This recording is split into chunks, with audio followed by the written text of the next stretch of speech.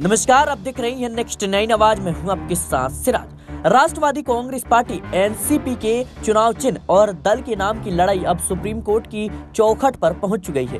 बता दें कि अजीत पवार गुट ने सुप्रीम कोर्ट में कैविएट दायर की है। इसी के साथ उन्होंने सुनवाई की मांग की है। क्या शरद पवार गुट असली एनसीपी घोषित किए जाने वाले चुनाव आयोग के आदेश को चुनौती दे रहा है?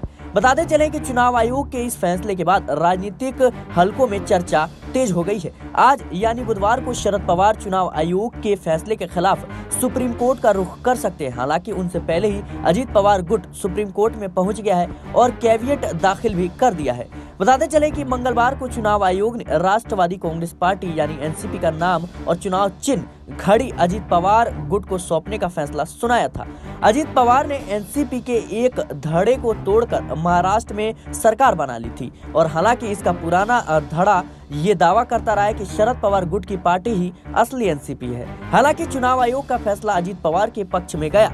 चुनाव आयोग के फैसले की आलोचना करते हुए शरद पवार गुट के नेताओं ने इसे सुप्रीम कोर्ट में चुनौती देने की बात कही थी। बताते चले कि शरद पवार गुट की नेता सुप्रिया सुले ने चुनाव आयोग के फैसले पर कहा कि यह लोकतंत्र की हत्या है, क्योंकि चुनाव आयोग ने विधायकों की संख्या के आधार पर अपना फैसला सुनाया है, मगर इसके पीछे अदृश्य शक्ति की मौजूदगी।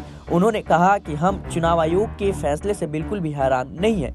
इसने अन्यायपूर्वक पार्टी एनसीपी को उसके संस्थापक शरद पवार से छीन लिया है।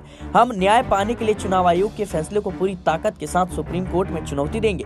शरद पवार गुट के एक और नेता संजय पाटिल ने मंगलवार को कहा था कि उनका गुट इस फैसले को बुधवार की शाम तक शीर्ष अदालत यानी सुप्रीम कोर्ट पर चुनौती देगा।